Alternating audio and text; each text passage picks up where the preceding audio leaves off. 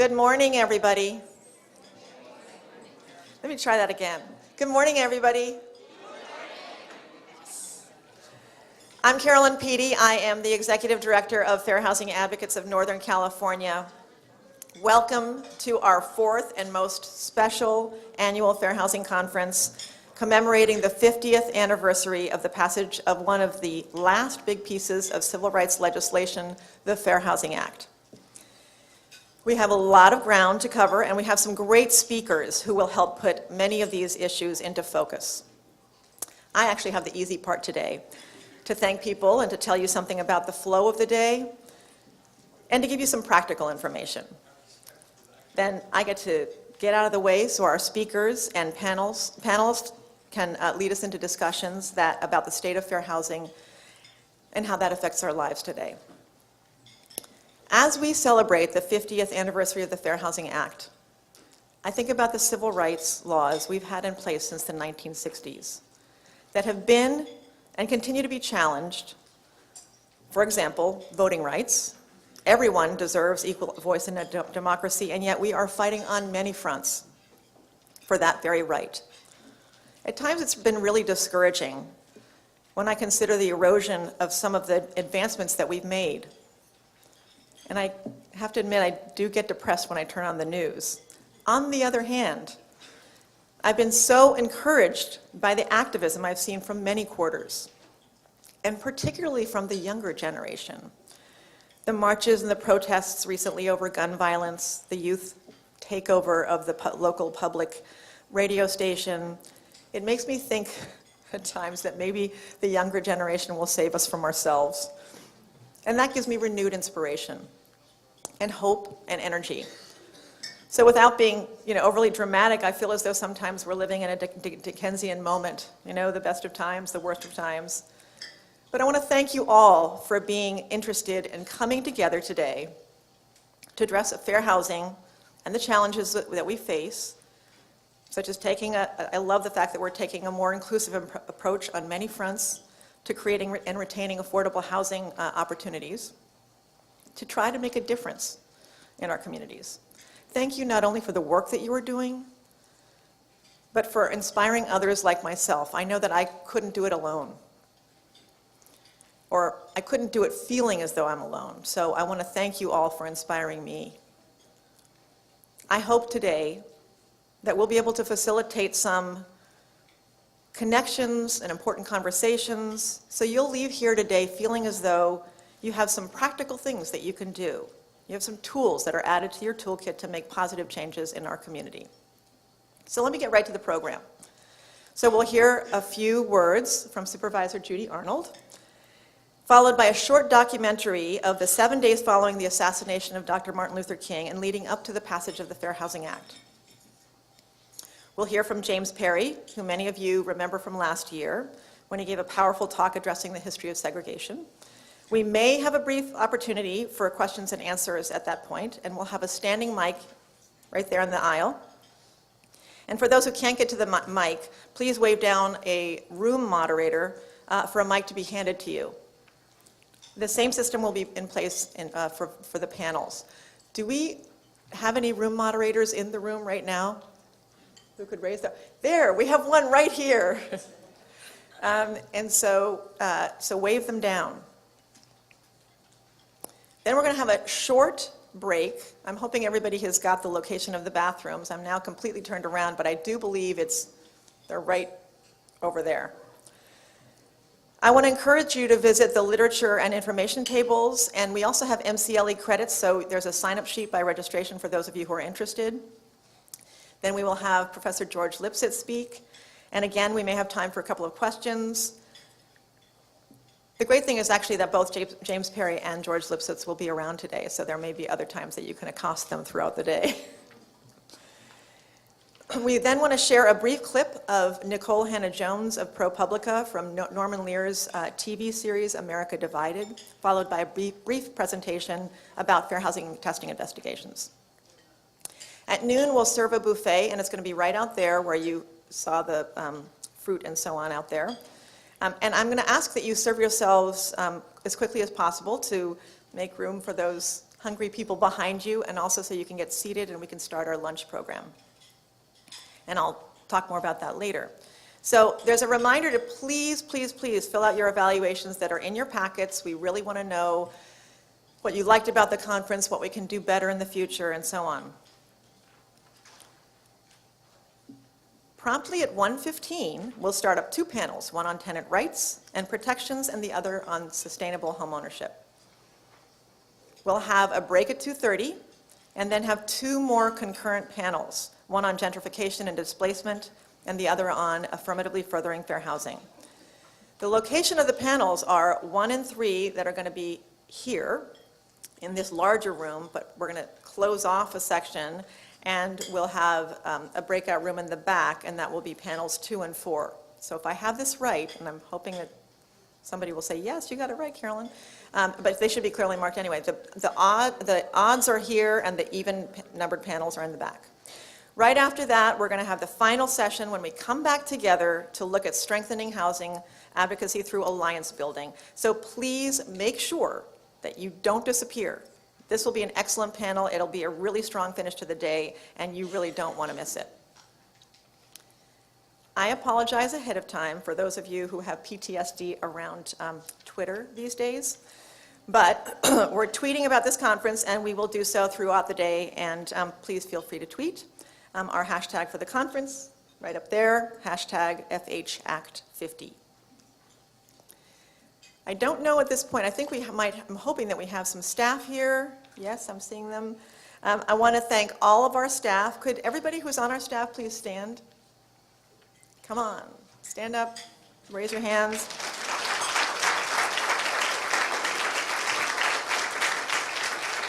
Please, no, don't sit down, please stay standing for just a minute. It's not going to take long.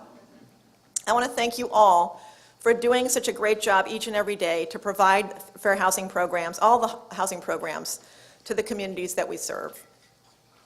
Those programs include fair housing counseling and complaint investigations, not only representing people who have experienced discrimination through the complaint process, but bringing complaints and lawsuits as an agency to challenge housing policies.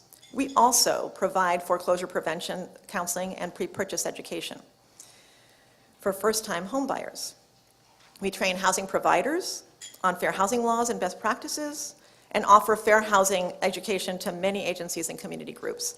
So I want to recognize all the staff for their work. They are also, take a look at them, they're also available if you have some question throughout the day or you have an issue like, for example, the room temperature. I always get incredibly cold in the afternoon. I'd also like to especially recognize Adriana Ames, who's standing back there, our education director, who did a great job in making this conference come together.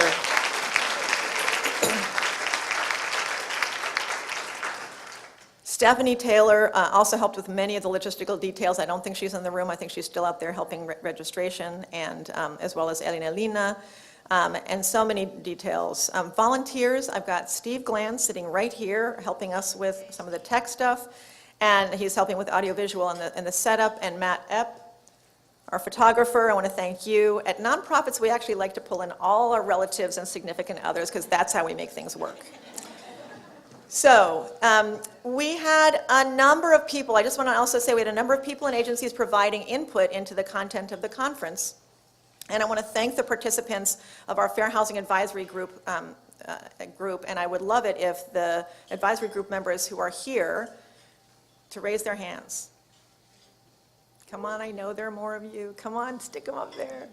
There were a lot of people who helped. They are listed on the back of their agencies, are listed on the back of the program. I want to thank you for providing your thoughts, your time, and your resources.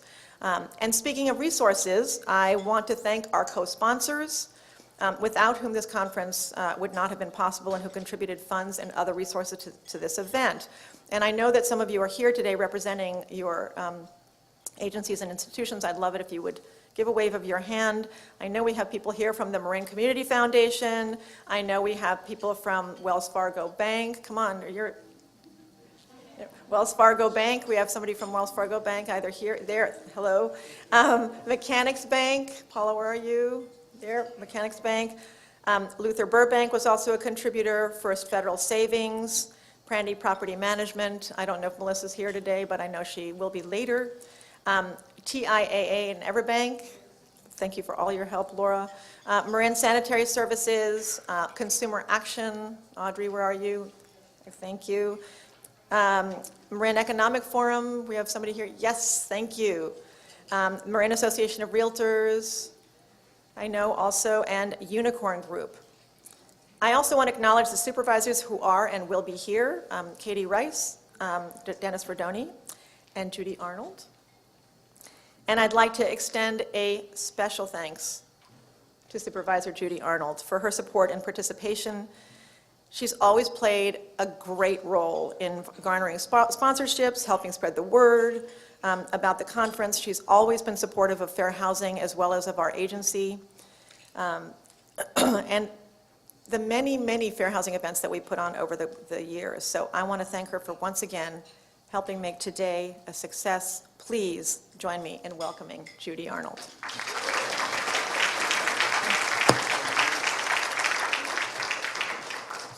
That's okay, got it. Okay, happy anniversary, Fair Housing Advocates of Northern California, after 50 years. And you know what? This year coming up in the world, I remember when we meet in little rooms, and we're now at the Embassy Suites. Good job. I want to thank you for bringing all of us together to address affirmatively furthering fair housing. The County of Marin and the Marin Housing Advocates of Northern California have enjoyed, as Carolyn said, a long partnership. Working together, we have made great strides in the past few years addressing some of the barriers to fair housing. I am particularly proud of the county's adoption of source of income ordinance, which is intended to eliminate limitations for rental housing for families and veterans who receive third-party choices, third-party assistance. And that's a very recent thing, and Fair Housing has been a great partner in helping us enforce that. This ordinance prevents landlords from advertising or stating a preference for certain sources of income, from charging a higher deposit based on a person's source of income, and from treating a person differently based on the source of their income. These protections apply to all housing in unincorporated Marin. And our next step is getting the cities to pass source of income and to expand this ordinance into their jurisdictions. This is something that I've been working on and will continue to work on, and I'm hopeful that many of you here today can help make this a reality. Talk to your council members and tell them this is what we want, and we'd like this to be agendized. While we have made a lot of progress, there is still a lot of work to be done to make Marin a more welcoming and tolerant home for our entire community. And I look forward to continuing those efforts.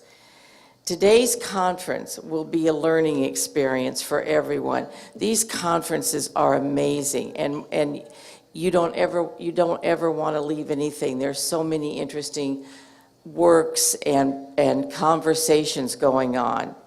And there should be something here for each person to take away.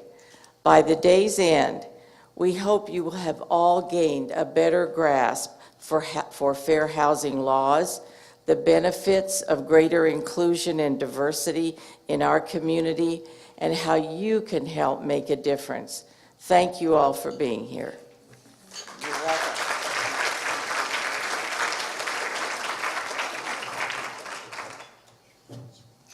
On the source of income ordinance, I just want to say that I believe that, is somebody here from Fairfax? Somebody here from Fairfax? Yay!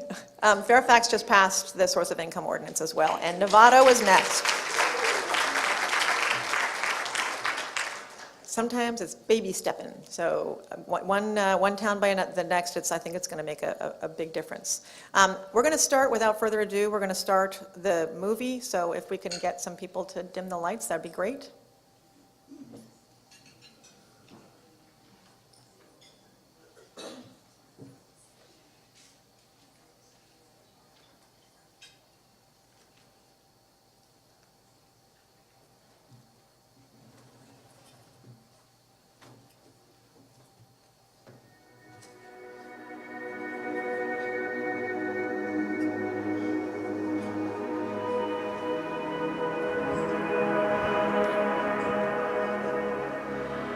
Few in the nation believe that fair housing would in our time become the unchallenged law of this land. And indeed, this bill has had a long and stormy trip.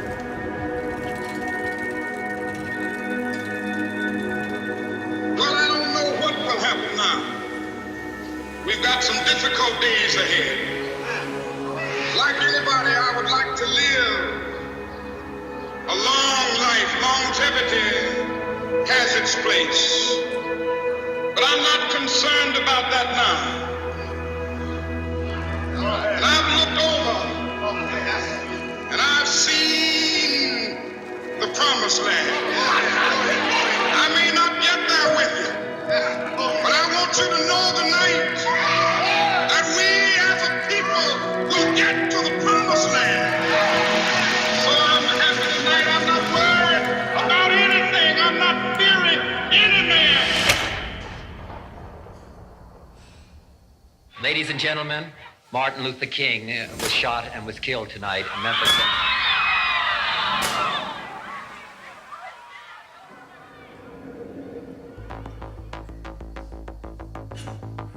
The death of the prophet of nonviolence set off the worst outbreak of arson, looting, and criminal activity in the nation's history.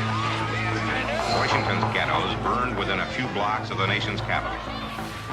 The life of a man who symbolized the freedom and faith of America has been taken. And no words of mine can fill the void of the eloquent voice that has been stilled. But this I do believe deeply. The dream of Dr. Martin Luther King Jr. has not died with him. President Johnson was willing to speak up and say, we have to pass a fair housing bill. Hello, Mr. President? Yes, Dick. We're in trouble. We need some help. Yes? I'm afraid of that. Federal troops, for the first time since the Civil War, took up positions to guard government buildings. Nothing's probably touchier than your own neighborhood and your own home or your own apartment. The administration, which supported the bill, said this has no chance. The other stuff is okay, but this will kill any politician that touches it. Well, I just could not live beside them. I don't feel that they should be oppressed. But I moved here because it was a white community. I have 2 daughters and 2 sons. And if there's too many colored people around here, I definitely will get out. I think that, well, the property values will immediately go down if they're allowed to move in here in any number.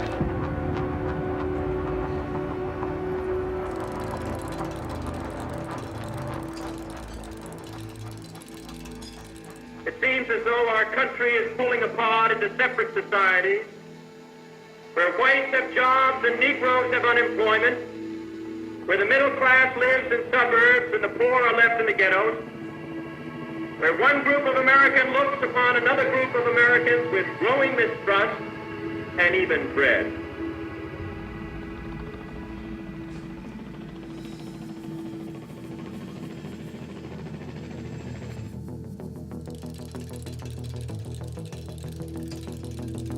Then the bill went over into the House Rules Committee, and under the chairmanship of the famous Judge Smith, a right-wing segregationist from Virginia, he wouldn't hold hearings on it. He would take the bill home so nobody could act on it. And we were running out of time. Thousands flowed through the rainy streets of Memphis this day, finishing a march that Dr. King planned to lead in support of striking garbage workers. How many men must die before we can really have a free and true and peaceful society?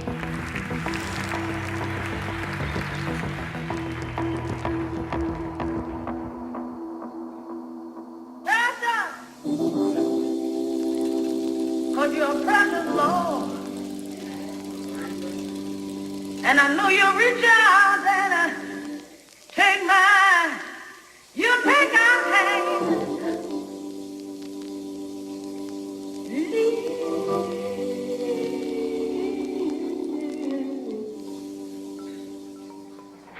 The death of Martin Luther King was a tragic thing, but no legislation should be passed as a memorial to anyone. In spite of the riots, I am going to support this legislation with all the vigor that I possess. The laws that we pass up here are for all time. The Martin Luther Kings come and go. The public reaction to this horror gave the sensible members of the committee a compelling argument that the House Rules Committee had to report that bill out. And I think that's how we got our bill. They just didn't dare bottle it up any longer. And I have a dream that one day Negroes will be able to buy a house anywhere that their money will carry them. At long last this afternoon, fair housing for all is now a part of the American way of life. Democracy's work is being done, and the bell of freedom rings out a little louder. We have come some of the way, not near all of it. The fight still goes on because we unfortunately have the laws, but we don't have the enforcement. That we have changed, but we still have the same kinds of discrimination. The U.S. Commission on Civil Rights said today that efforts by federal agencies to end housing discrimination have been generally superficial or incomplete.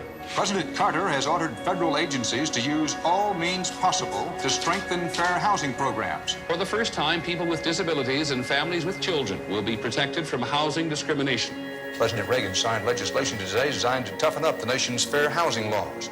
Why did you take part in this demonstration today? Just because there was a huge crowd, or did you have any personal reason? Well, I took part in this march today because of Martin Luther King and what he stood for, because this march is what he died for. You know what he stood for? Yes.